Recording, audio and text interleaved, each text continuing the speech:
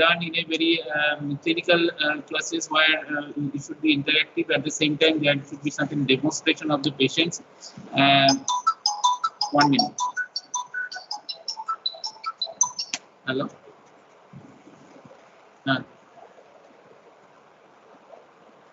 হ্যাঁ দেখতে পাচ্ছ না?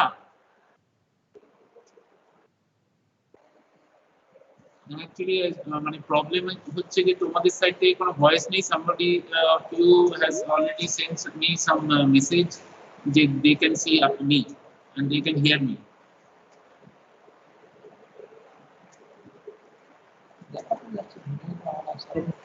হ্যাঁ না না আমি আছি অ্যাকচুয়ালি আমাদের মানে তোমাদের উপরে সব মিউট করা আছে। আচ্ছা এদিক থেকে এই ফ্রম মাই সাইডই হয়তো মিউট করা আছে, সেইটা আমি ঠিক এই করতে পারছি না। ভিডিও অন আছে তোমরা এগুলো হলে মিউট। হ্যাঁ হ্যাঁ সেটাই হচ্ছে। ভিডিও অন আছে, আমার অডিওটা অন আছে, কিন্তু একটা মানে একটা ভিউতে একটু আগে আমি দেখছিলাম যেটা I can't go back to, সেখানে হয়তো ওই মিউট অলটা করা ছিল, সেটা এখন বুঝতে পারছি। ওকে ওকে ওকে চলে এসেছে তো? আচ্ছা তাহলে I think I can start. Okay thank you. Okay, now starting with sebaceous cyst. Okay, sebaceous cyst, as its name implies, a cyst. Now, so let me tell you the first thing. What do you mean by cyst? Cyst is a fluid-filled cavity with a thin coverings, which is containing some form of fluid. It could be serous, it could be serosanguineous, it could be something viscid, it could be full of pultaceous materials or anything. So it is a cyst, sebaceous cyst. But the thing is, this is a misnomer. That means it does not contain anything like sebum. Rather, it is full of certain cheesy materials, pultaceous materials, which is full of keratin and secreting. Now, how does it a sebaceous cyst form? It actually it is a form of retention cyst, where the opening of the duct, which is somehow connected to the hair follicle, and if the hair follicle is somehow gets blocked, the secretions from that different secreting containing glands somehow gets contained with this coverings of, and that's how it is sebaceous cyst is formed. The another name of sebaceous cyst is epidermoid cyst. It is called so because that is it is present in the junctional area between the epidermis and the dermis, because most of the part of the cyst basically is in the dermis, while there is a thin layer of epidermis which is covering the cyst, and this cyst is lined by a epidermoid layer of mucosal cells. So that is why it is called epidermoid cyst. Now, commonly the usual presentation is a cyst. Patient comes to you with a cyst, maybe that may be present over the face, over the back. In fact, it is a sort of can be available anywhere in the body except in palms and soles, where the skin is very tensed and very thick, very broad, where it is unlikely to have a sebaceous cyst in the palms and soles. Now, usually on clinical examination, the cyst is found to be can be mobile in either directions. But the most important thing, so when you try to pinch the skin over the sebaceous cyst, you cannot, because it is fixed to the skin. A thin layer of epidermis is there, as I have already mentioned. So, and more importantly, the color of the sebaceous cyst is more or less that it's those of that part of the skin, but there is some bluish tinge in some point of the cyst. That is because of presence of punctum, and that is very important to diagnose a cyst to be a sebaceous cyst. That is the presence of punctum, And definitely the another point is that is fixity of the skin. Now, what should be done with the CVCC? That is a very general question from the patient. That is, what should we do with this? Commonly, CVCC is nothing emergency. Only it can you can advise surgery, which is the only form of treatment. That is one for cosmetic reasons. Say the CVCC is present over the face, commonly it is seen in the inner or outer canthus of the eye or over the forehead. Somehow it is something causing some cosmetic problem to the patient, then you can advise surgery. Another thing is sometimes when it gets infected, it causes problem, it causes pain. So to prevent complications, you may advise surgery. So surgery is the only treatment. Now, what are the complications? As I have already mentioned, and one complication is, and very in fact commonest complication is infection. When patient comes to you, there is very typical history. You can make it very important to know. That is, patient will come to you a inflammatory swelling, a painful swelling, which has been gradually increasing in size with increasing tenderness and pain. And on examination, there is redness over the swelling, and which is almost just a abscess or a purulent collection cyst may present with. But the pinching point is, if you ask for history, is there any cyst or any swelling there already before this pain and swelling, increase in swelling occurs? Patient will say yes, there has been some swelling there, but it was small and it was not tender, it was not painful. It was just like that. It has been there for many years, and suddenly the swellings got increased in size, became painful and tender. So that is a typical diagnostic point of infected sebaceous cyst. So in your examination, sometimes in your say in any semester examination or in previous examination, in short case, you can be given a short sebaceous cyst, which is uncomplicated sebaceous cyst. Another one is a infected sebaceous cyst.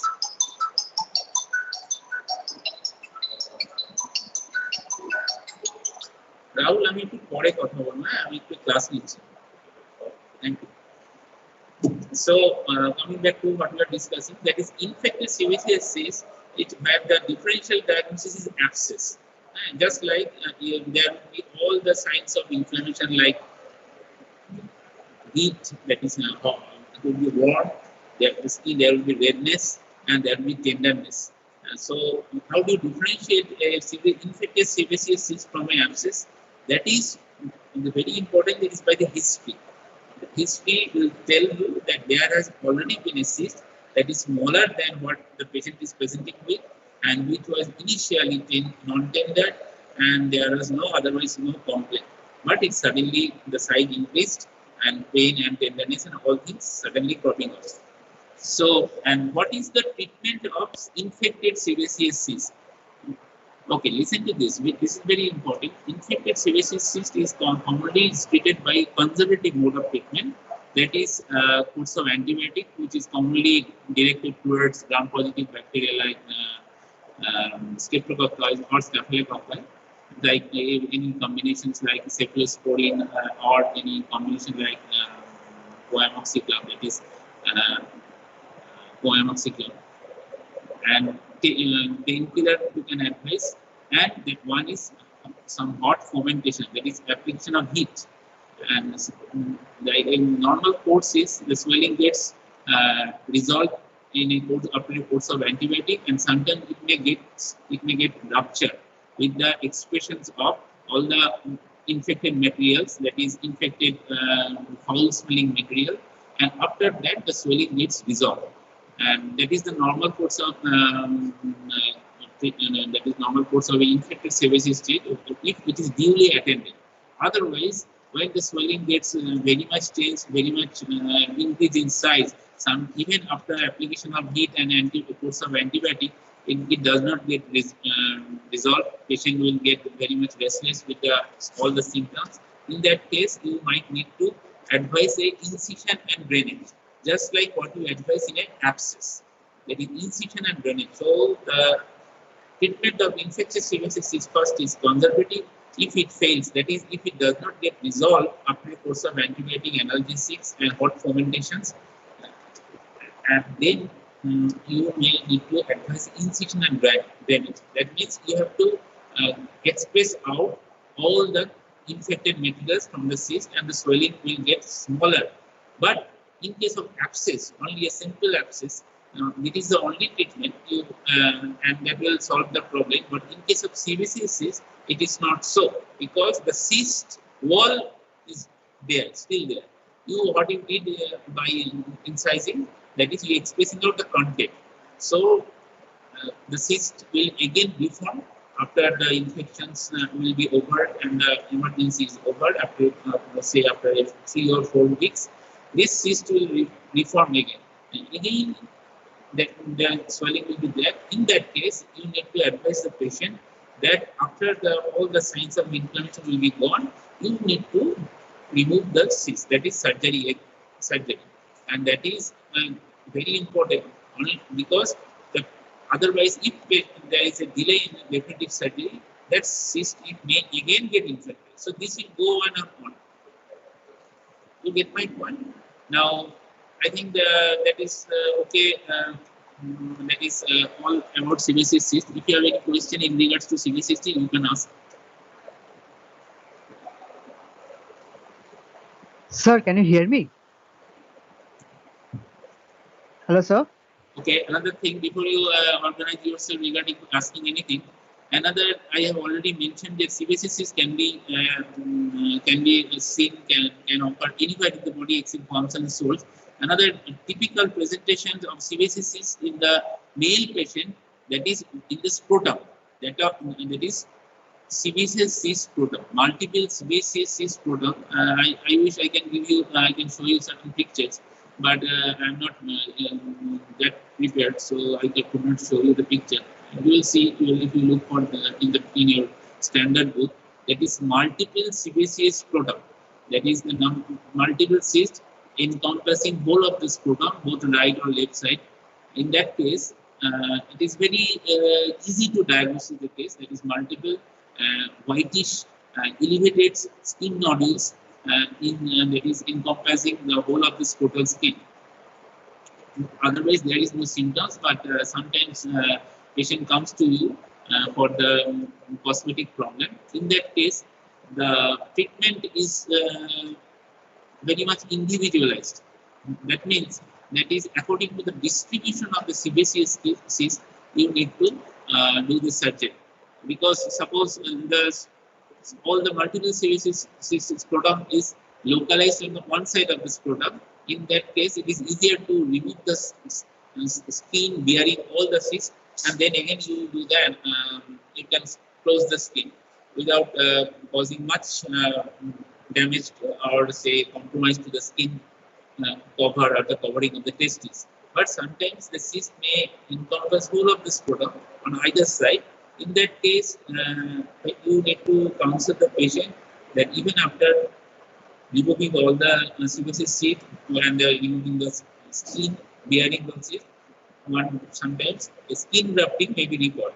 But it may be required. But most importantly, thing is the capacity of the scrotal skin is very much.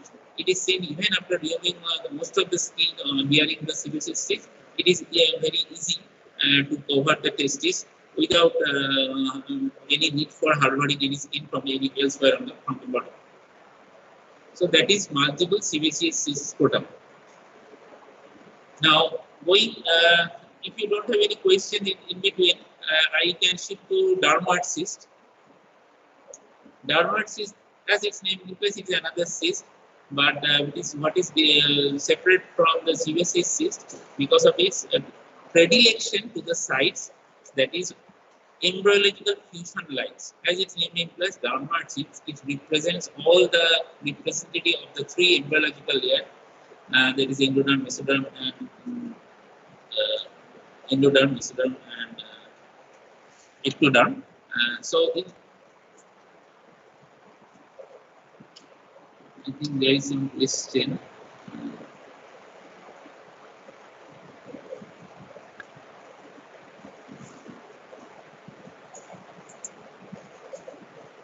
Is there any question?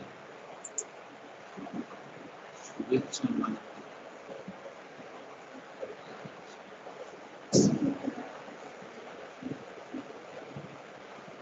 Let's see. चलिए.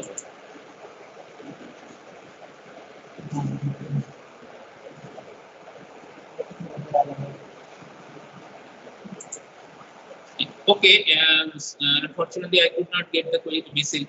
Whatever I am shifting to dermal cyst, it's just like another cyst in the body, normally found in the fusion line, embryological fusion line, very commonly seen over the face, usually in the forehead or at the.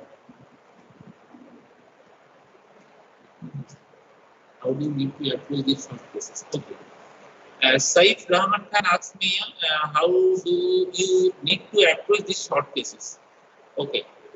First thing is very importantly, whenever you will be given any cyst, any swelling in the body, you will be asked to describe the swelling. So that is very important. And describe the swelling means first you have to mention the number of swelling. Second, you need to mention the location of the swelling. Third, you need to describe the, of course, in that order, but preferably in this order, the shape of the swelling and the location of the swelling, and then the other pictures like whether how does it look like, whether it is of skin, whether the skin is okay or not, whether the shape and size and other, like in general with all the swelling, there is a margin and the skin over the swelling, and whether it is fixed to the skin, that is how you can describe. Suppose there is a swelling in the back of the nape of the neck, fine.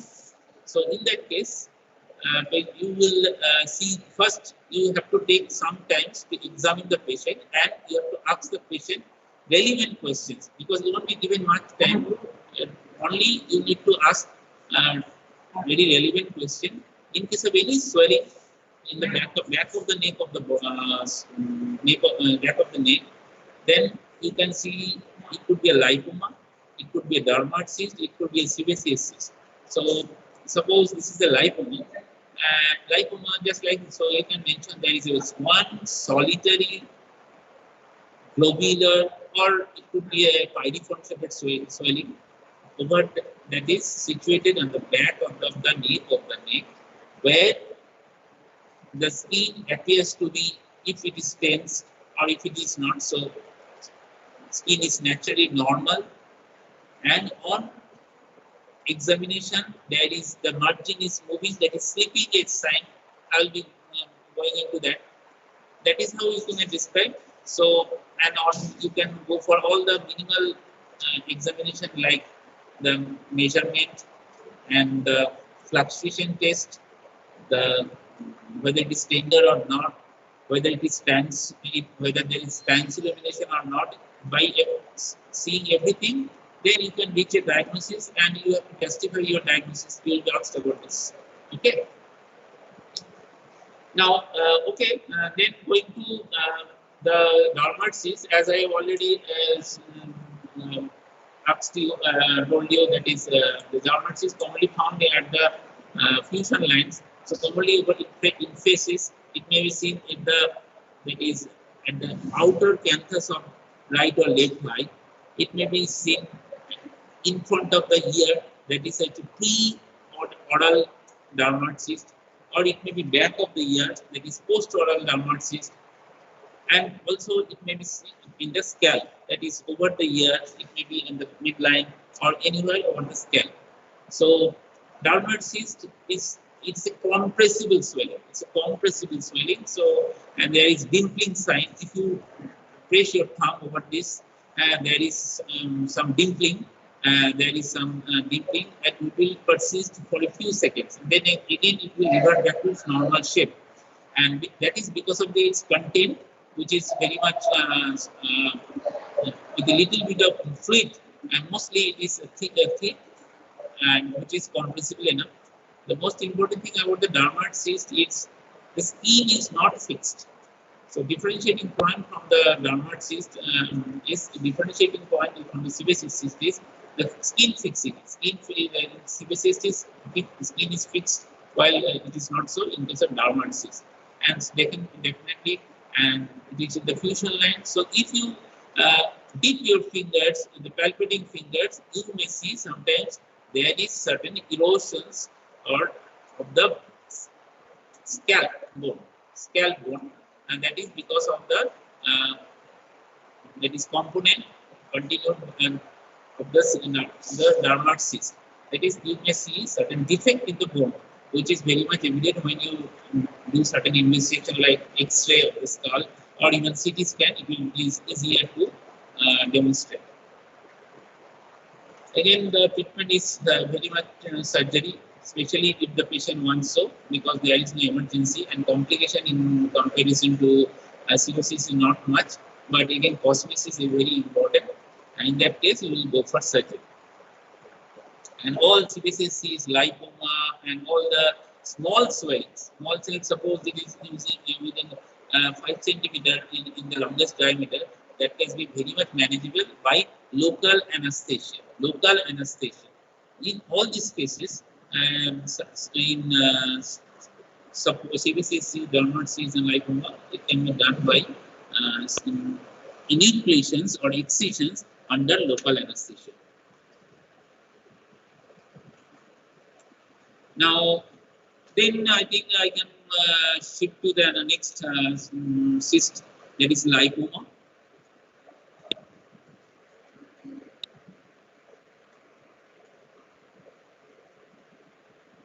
Okay, somebody has asked me about the why bone erosions are found. As I have already mentioned, that is it is a dermoid cyst, but that is components from the both endoderm, mesoderm, and ectoderm. That is bone. That is a component of mesoderm. Sometimes this cyst, when it is formed, and because of the growth and expansion of the cyst, the bone is eroded. And that is why you may found on palpation, and which is also evident in the investigation that is there will be the bone erosion that is gives way and then gives way to the growing dermoid cyst. Okay. How do we clinically see the bony indentation in a space of dermoid cyst? Very easy. Just you have to palpate the cyst and you have to dip your finger. So, and you have to tease your fingers so that you will appreciate it. Otherwise, the bone will be intact. But in case of erosions, it is very easy to feel it. So, this is a more a tactile feeling. Thank you. So, going back to lipoma.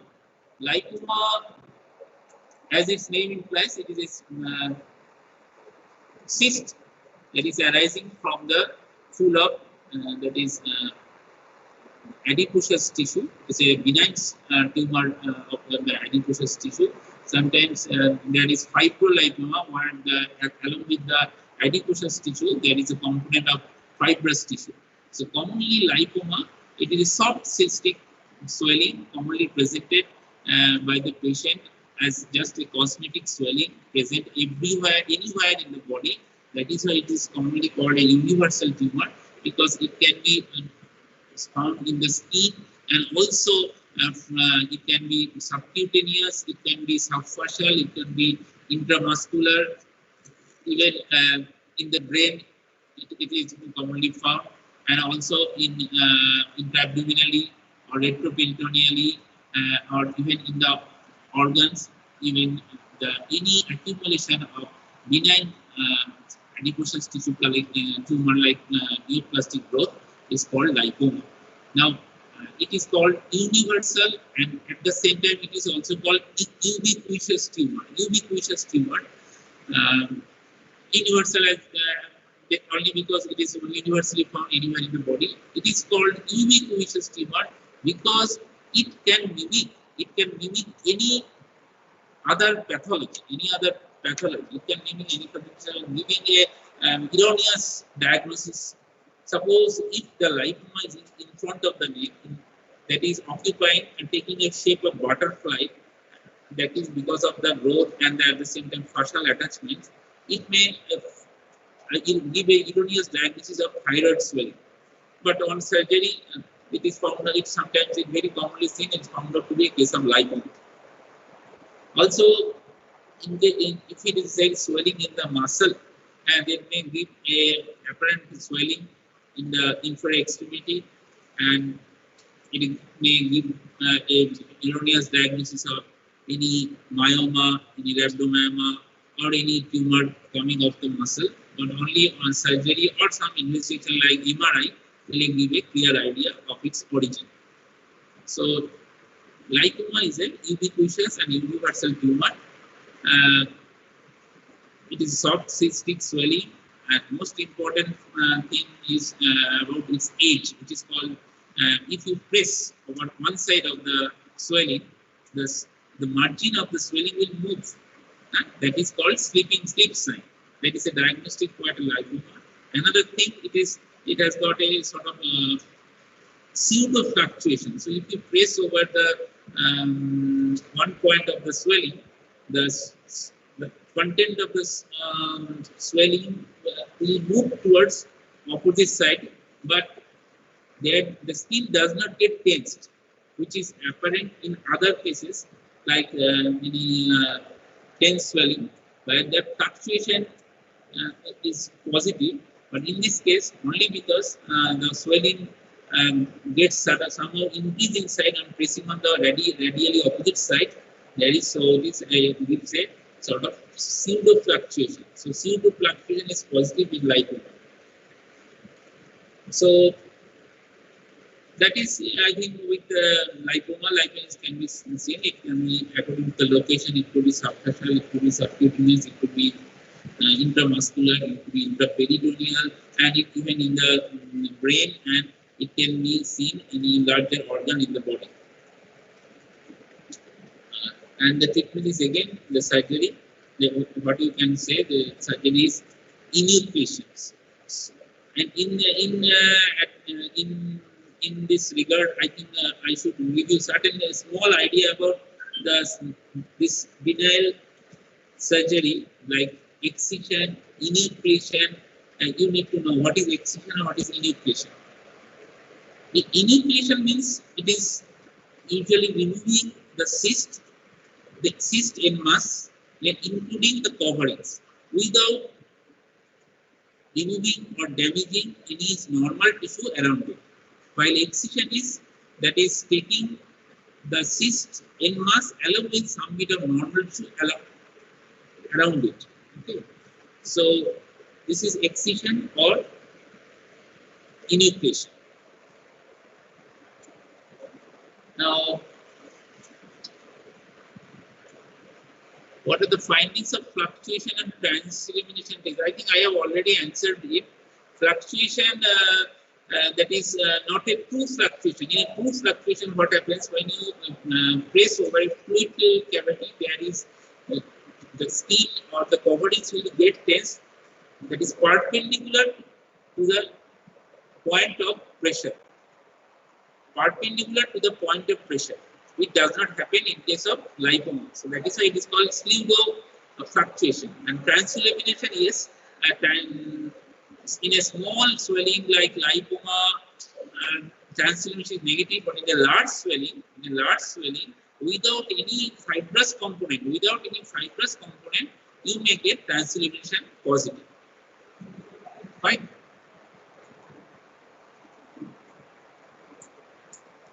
Fine. Now, I think I can go back, shift to another short case.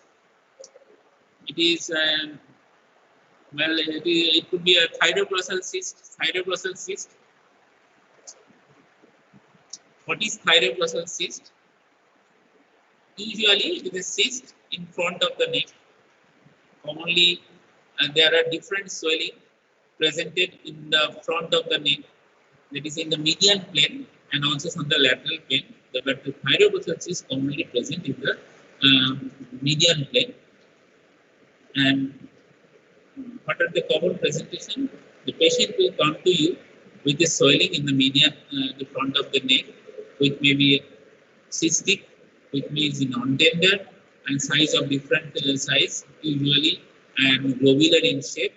But when patient will be asked to protrude his tongue, the swelling will be pulled up. The swelling will be pulled up. That is because of its origin from the thyroglossal and thyroid diverticulum. Now, what is for thyroglossal cyst? You need to know about the development of the thyroid gland. Okay, so what is thyroid development of thyroid gland? The thyroid gland develops from the median thyroid diverticulum, which is taken from originating from the endoderm between the first and second branchial arch. So it is a diverticulum starting from the base of the tongue, and it will go down between in front of the between the genioglossus muscles, then in front of the neck, in front of the thyroid cartilage and the cricoid cartilage, and up to the level of 3rd or 4th tracheal ring, it will get diverticulated to create two lateral diverticulum, from where after outpouching the thyroid gland develops, and of course, as you know, there's the follicular, the parafollicular cells will come from the origin from the another source. Now, coming back to the origin of thyroglossal cyst, that is this thyroglossal, this median thyroid diverticulum, that one with the development, the upper part gets dissolved, and only the lower part, that is the thyroid, the lateral thyroid diverticulum, will remain as a thyroid gland. But if the median part of the median thyroid diverticulum, it stays there and enlarged in size, and it gives a thyroglossal cyst. So thyroglossal cyst, usually it's apparent from it is a congenital swelling, but not all the time apparent since birth.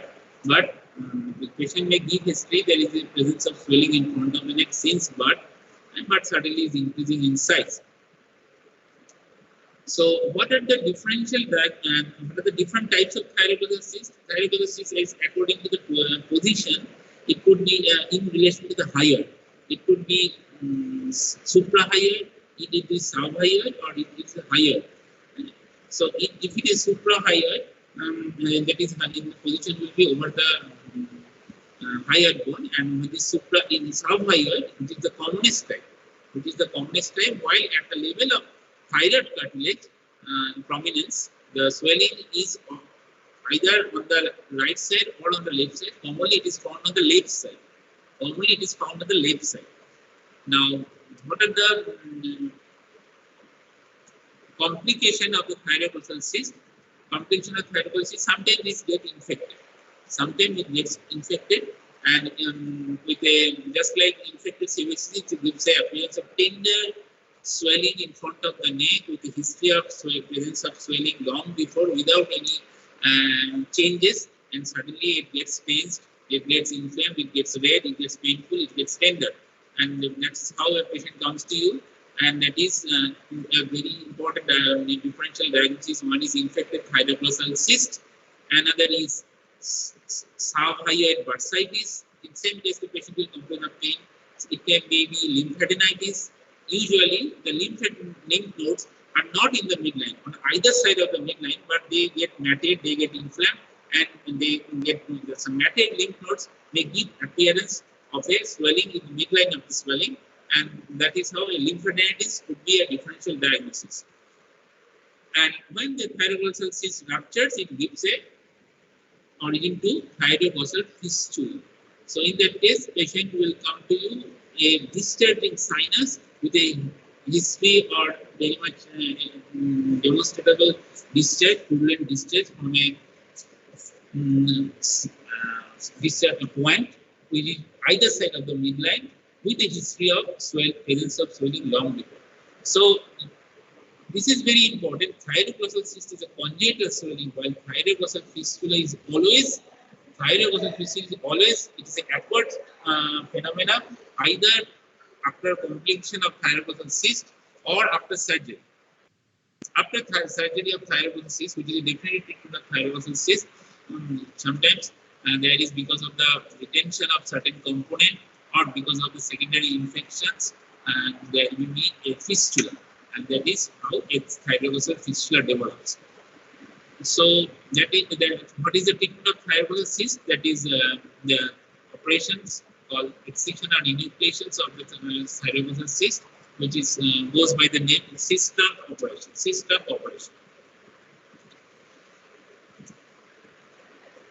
I think that is all about thyroglossal cyst.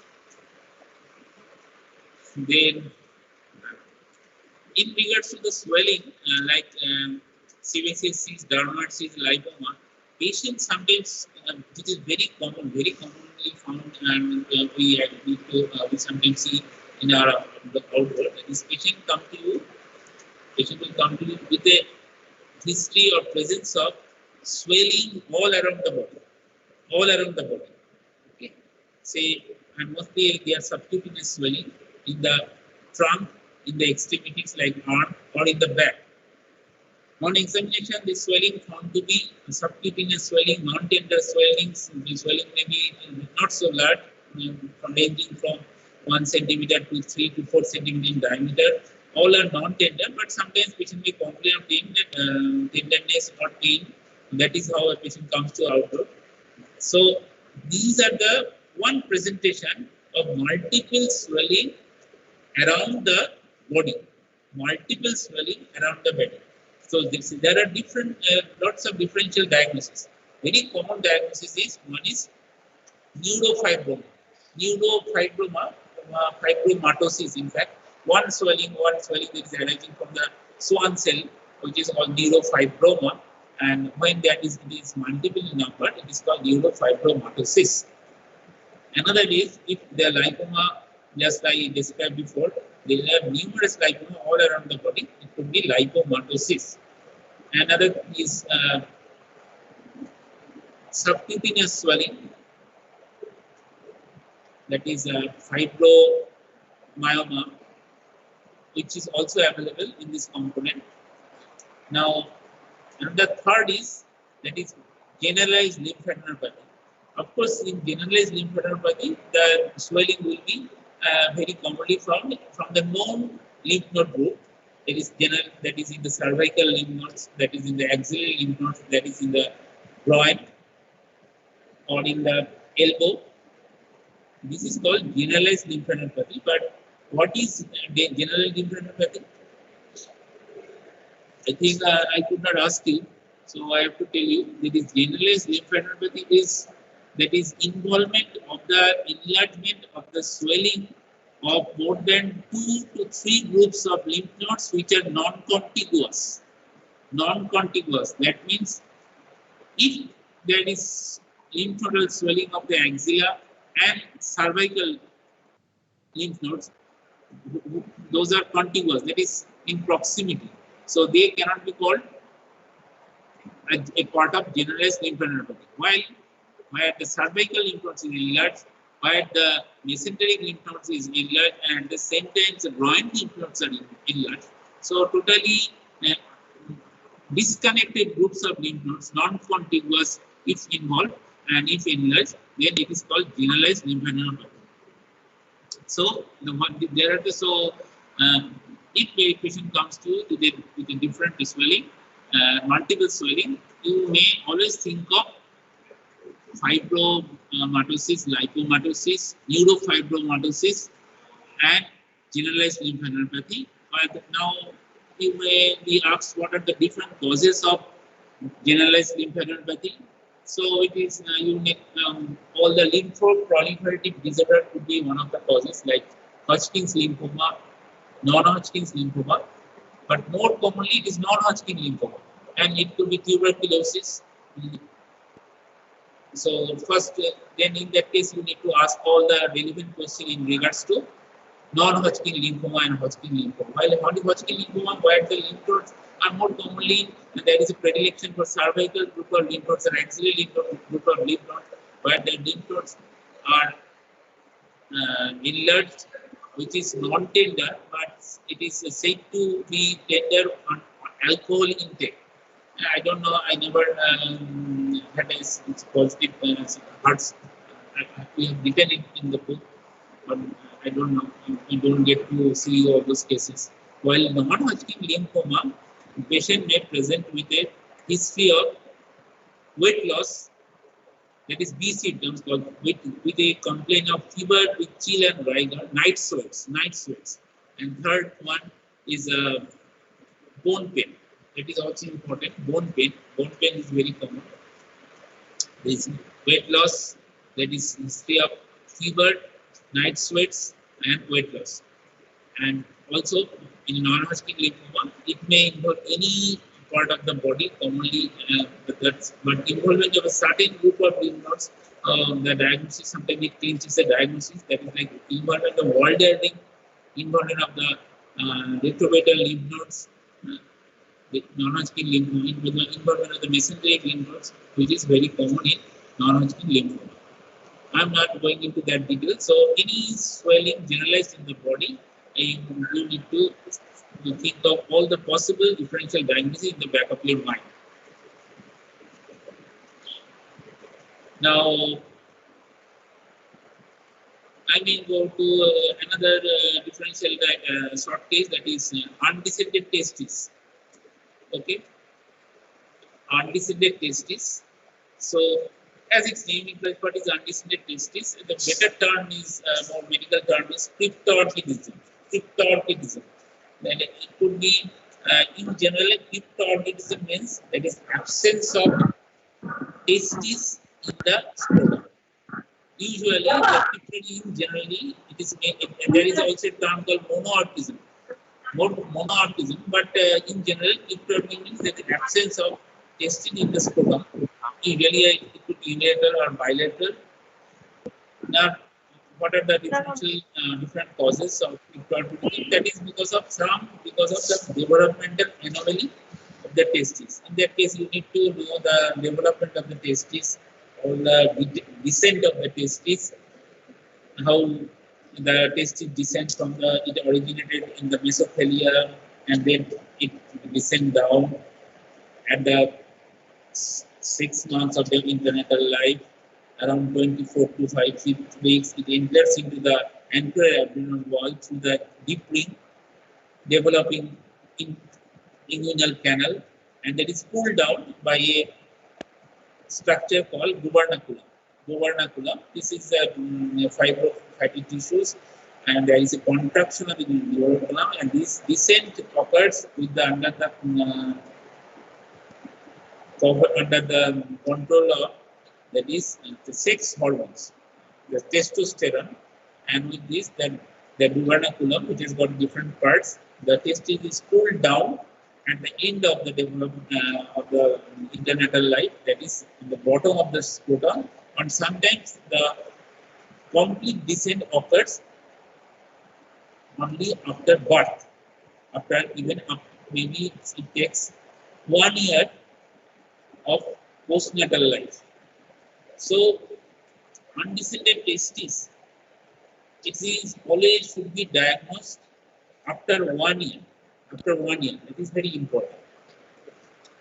So, what are the diagnostic points of undescended testis?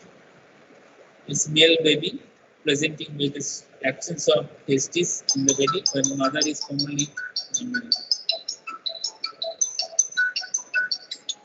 আমি এখন class নিচ্ছি, একটু পরে phone করলাম, academic building আছে।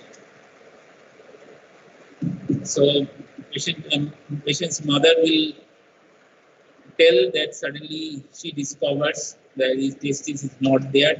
Sometimes patient may even patient's mother may even say there is swelling in the groin. Now that is how patient will be brought to you, and you will look for the testis and the development of scrotum was complete or not. That is very important. Only in a undescended testis, the scrotum is not expected to develop completely. So there will be absence or partial development of the scrotum on that side. That is undescended testis. Now, there are the different types of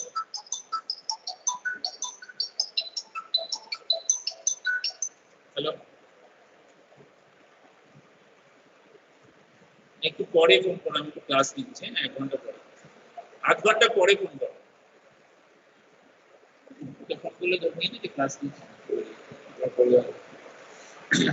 Now, whenever you don't find testis in the scrotum, there are the different differential diagnosis. One is very classical undescended testis with cryptorchidism. Another is ectopic testis. What is ectopic testis? What is ectopic testis? That means the testis has crossed the inguinal canal. Then we, instead of going down to the scrotal sac, it has gone aberrant. So it is placed in some ectopic positions like superficial inguinal space, maybe in the perineum, or even on the opposite side of the scrotum or in the femoral ring. There are the common site of ectopic testis. So difference between the undescended testis and the ectopic testis, that is one thing is for sure in case of the ectopic testis, that is testis has gone down, has traversed the whole length of inguinal canal, but it has not gone down to testis, bottom of the testis. But in case of undescended testis, this descent may be interrupted at any point of the course of testicular descent. It may be found in the retroperitoneum, that is only after investigation. It may be found in the inguinal canal, in the proximal part, in the middle part, or maybe at the superficial inguinal ring, which can be appreciated if the patient is very made to come. In that case, you may look for ectopic undescended testis. In this case, there is very important question or demonstration of examination you will be asked in a baby, in a male baby of pediatric age group, where the patient is restless, when patient is not cooperative, at the same time patient is very tensed. How to examine a patient's scrotum or genitalia in a male baby? Most importantly, inspection is very important. Inspection. In that case, you have to ask the mother to calm down the baby, and sometimes you have to ask the baby to hold the baby from the back. It is called dangling method. Dangling method. It is I cannot demonstrate you. Dangling method means that is you have to sort of dangle the baby while mother is holding back with the arm around the waist from behind. In that case, it will increase the intra-abdominal pressure, and in case if there is a hernia, there is a congenital hernia or hydrocele, that will get prominent, which is otherwise may be prominent, and while the patient was with mother, he was crying, and the swelling gets prominent. But when the mother brings the patient to the doctor, which is not easy to demonstrate, in that case, you have to inspect. Why not touch the patient? Why not touch the patient? First, even in general patient, especially in the pediatric age of group, you need to warm your hands. You need to warm your hands. Otherwise, especially the baby in the cool hand, if you place your cold hand over the thigh, that will stimulate the cremasteric reflex. That will stimulate the cremasteric reflex. Even if the testis is there, it will pull up into the canal. So you won't find the testis, and you will give a spurious diagnosis of undescended testis. So that is very important. The next question you will be asked, if already the cremasteric reflex has already been stimulated because of the clinician was not very conscious about the cremasteric reflex. How to revert back the testis into the normal position? In that case, which is not all the time very easy to do, is you have to ask the patient to sit with knees and knees folded. যেটাকে আমরা বাংলায় বলি বাবু হয়ে বসা. That is, with patient will have to sit over the chair with flexion at the hip and full flexion at the knee. In that case, the cremasteric reflex will be again that is nullified, and the testes will go down. And then again, with warm hands, with reassurance, you may demonstrate whether the testis is there or whether there is hernia, whether there is any hydrocele or so. Another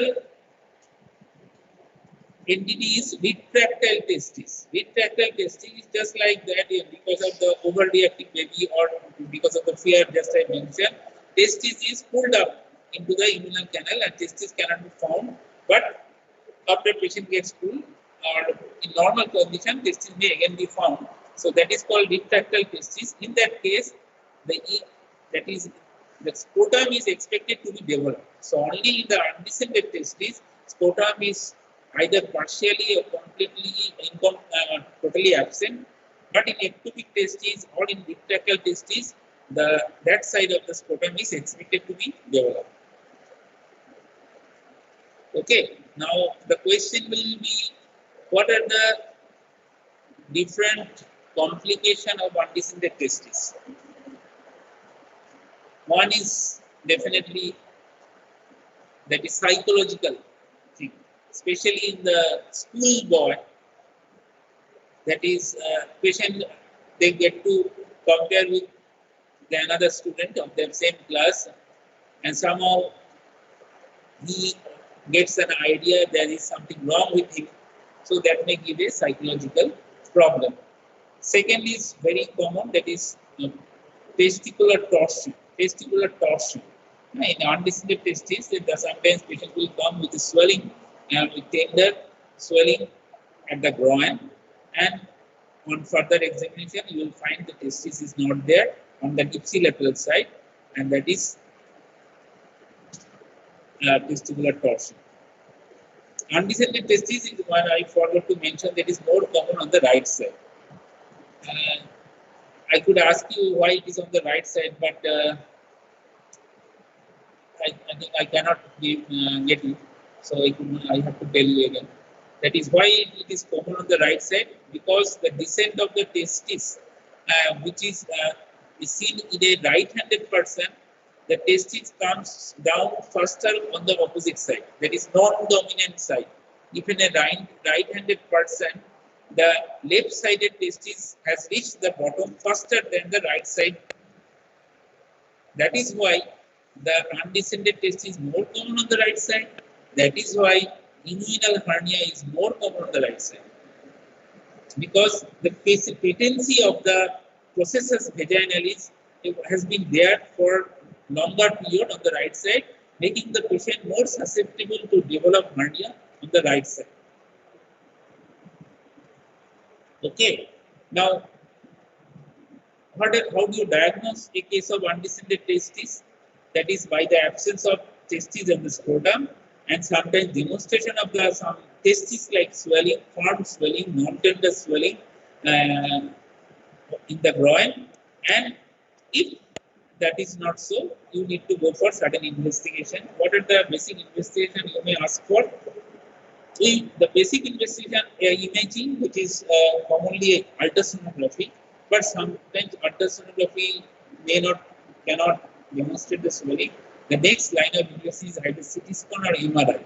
CT scan or MRI, especially when one needs to go for the surgical intervention. One decides to go for surgery. The location of the undescended testis is very important. Now, what are the treatment of undescended testis? Treatment of undescended testis is, if the testis is manageable, it can be brought down into the bottom of the scrotum or as much as possible, which is called orchidopexy or orchiopexy. Orchidopexy or orchiopexy. So it is a surgery of bringing the testes down into the either at the root of the scrotum or at the bottom of scrotum, if that is possible. In that case, what we do, we release all the adhesions like gubernaculum and certain structures that will pull the testes up, and after lengthening of the structure without compromising the testicular vascularity, testis is brought down. Sometimes, if it is not possible to bring the testis to the scrotum, we may create a subdermal pouch, that is in the subdermal pouch, and we place the testis. Sometimes the surgery is a two-third surgery, not in done in one sitting, but more than one sitting may be required to bring the testis totally down to the scrotum. First, we place it somewhere in between, and then in the second sitting, it is completely after certain development of the testis, may further release of the adhesions, it may be possible to bring the testis down to the bottom of the scrotum. So that is, and oh, I forgot to mention, sorry, I was in the discussion about the complications. So one is psychological chase, another is testicular torsion, and another is very importantly, that is malignancy. See, definitely a testis of a undescended testis is definitely more susceptible to develop testicular malignancy from a normal person with whose testes are normally descended. But it is found still that is the possibility of malignancy in undescended testes is overrated. It was previously thought there is a chance of 35 to 40% more chance of developing malignancy. It is not so. Still, it is thought that there is a chance of 10 to 15 to 20% of the chance of undescended testes to convert to undergo malignant conversion. More commonly to seminoma. Seminoma is the commonest malignant conversion from a undescended testis. And another interesting thing, it is also in a undescended testis on the right side or the left side, the opposite side, that is on the normally descended testis, is also susceptible to undergo malignant conversion. That is very important. So, it is very important to examine the patient in some frequently in a monthly or yearly basis. So, any change in the structure or the nature of the swelling should be dealt with emergency. Now, what is the treatment of undescended testes? One is orchidopexy, another is orchidectomy. That is to remove the testes. Why remove the testes? If it is not possible to bring the testes down, there is no point of leaving the testes, which is already undergo some changes. As in that case, there is no point of leaving the testes there to making it more, making it at the risk of developing malignancy. Now, what is the another complication? Infertility. Infertility is very common, especially in a bilaterally undescended testes, and that is because of the changes that the undescended testes may undergo after a certain period of time. It is seen the changes may start right from the after 1 year of being in the very wrong position. As you know, there is certain changes in the temperature in the scrotum and in the abdominal wall. That is around 40 degrees centigrade difference. So, testis, when it remains in the anywhere in the retroperitoneum or in the inguinal canal, that there is changes, and then it may start undergoing certain fibrous changes, and it is always better to do surgery as early as possible. The ideal time of surgery is 1.5 months. 1.5 months. So that is if the testis is possible to bring it is possible to bring down the testis. The functional dysfunction of the testis can be arrested at that moment. So that is, I think, all with the undescended testis.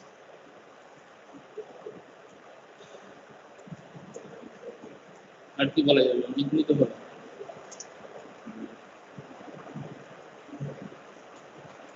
Anything, any short case? Another is, yes, basal cell carcinoma.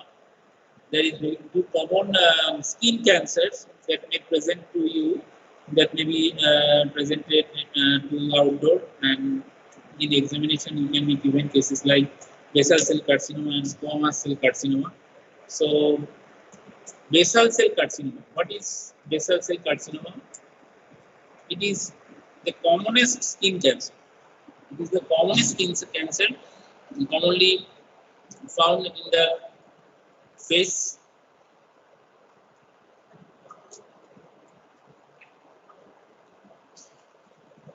commonly in the forehead and also in the nasolabial fold. Commonly it is called teardrop cancer. That is because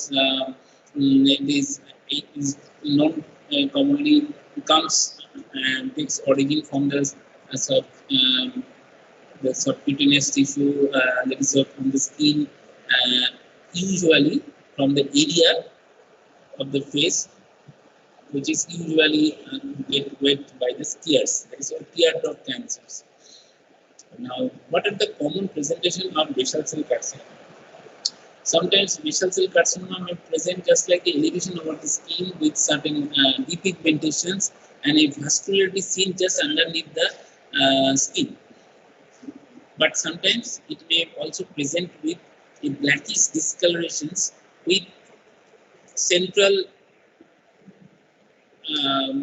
hypopigmentation, central hypopigmentation. So it is also called a serpiginous tumor. That is a very curvy blackening line with a sometimes very soon it will develop ulcerations in the center. So that is a very common presentation with the ulcer with the skin color changes around the margin of the ulcer. And finally, the ulcerative presence. And that is commonly it's called serpiginous ulcer, but the ulcer is there is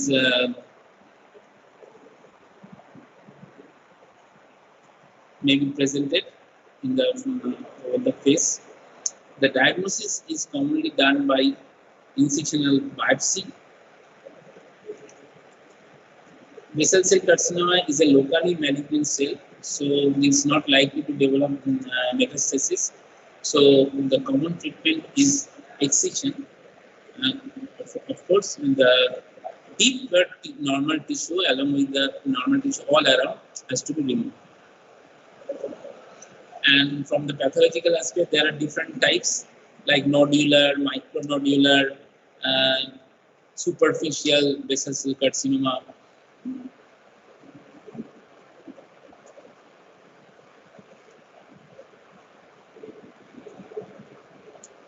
Another is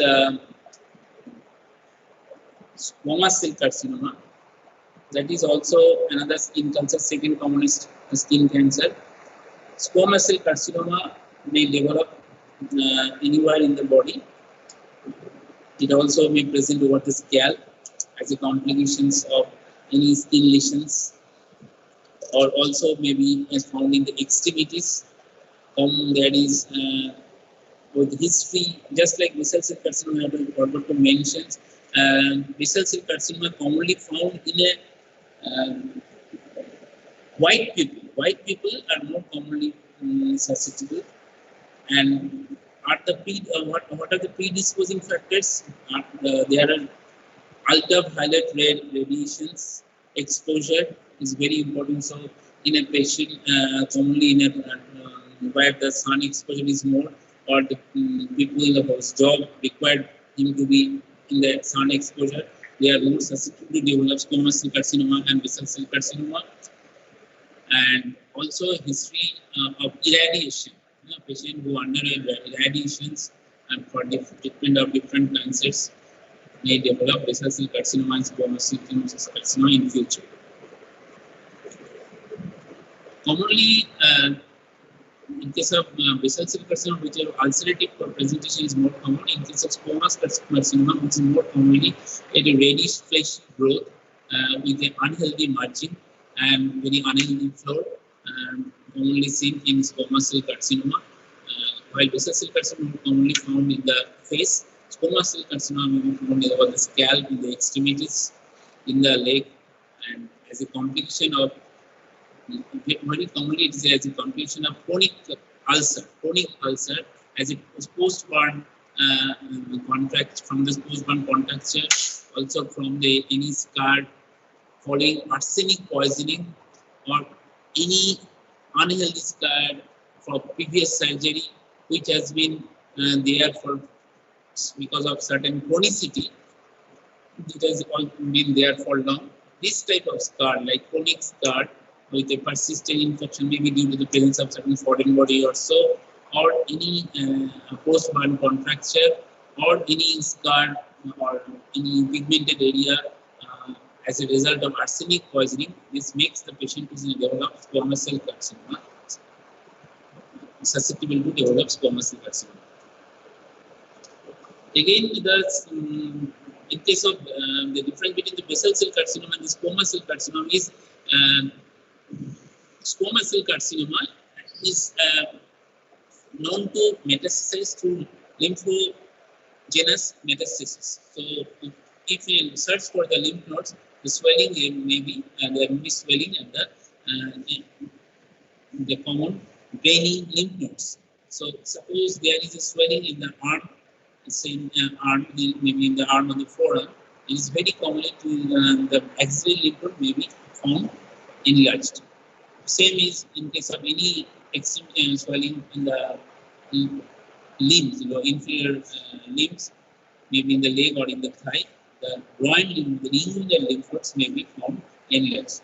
So that is also a diagnostic one. There is lymphogenous metastasis. Now, what is the definitive surgery? Yes, surgery is a definitive treatment, but sometimes it may metastasize to lymph nodes. So, in that case, sometimes chemotherapy and radiotherapy is a form of treatment, and sometimes amputation, even amputation may be needed if it is making that limb very not fit for any use, or if without compromising the inadequacy, the oncological adequacy, the testing and the mass cannot be removed. In that case, the limb, the affected limb may be needed to be removed. That is amputation. So one is just excision, another is amputations, and sometimes it may be required. There may be some form of reconstruction is required according to the site of presentations. So surgery and cytotoxic therapy, either chemotherapy or radiotherapy. Whereas squamous cell carcinoma is known to be radio sensitive, but basal cell carcinoma is not. In that case, so squamous cell carcinoma, surgery, radiotherapy, and sometimes chemotherapy. This will be the mode of treatment. Okay.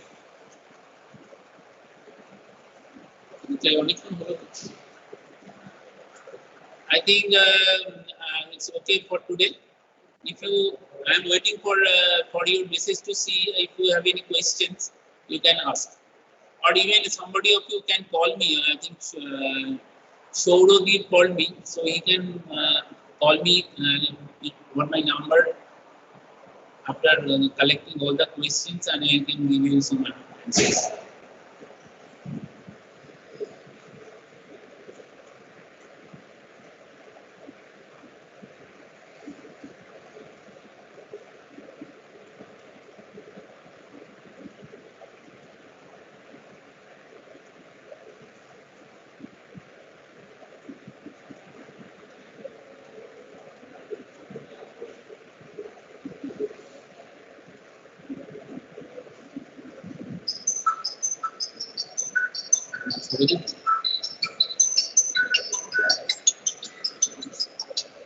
Hello.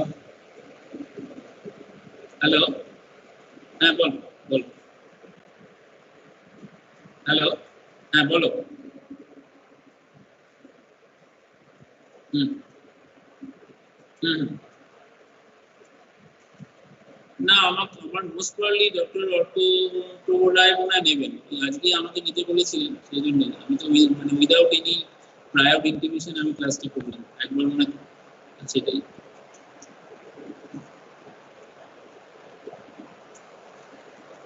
তোমরা শুনতে পাওনি নাকি?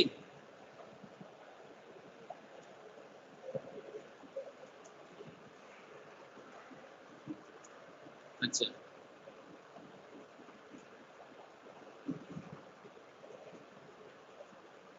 সে ঠিক আছে, কোনো অসুবিধা নেই। হুম হুম ঠিক আছে, তাহলে আজকে আর এখানে ফিনিশ করছি। ওকে, ঠিক আছে, চলো একটা কিছু বলো।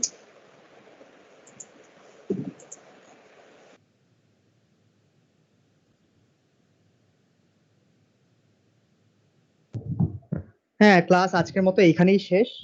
বাদ বাকি স্লাইড ফাইড যা আছে, স্লাইড বলছি, শর্ট কেস যা আছে সব কালকে মোস্ট প্রবাবলি আরেকটা শর্ট কেসের ক্লাস নিয়ে অ্যারেঞ্জ করে দেবো, ওখানে হয়ে যাবে। আর ডাউট ক্লিয়ারিং এর জন্য নভেম্বরে একটা ক্লাস ফেলবো আমরা শর্ট কেসেস এর জন্য। লং কেসের ডাউট ক্লিয়ারিংটা পরে দেখছি কি করা যায়। ঠিক আছে, ওকে।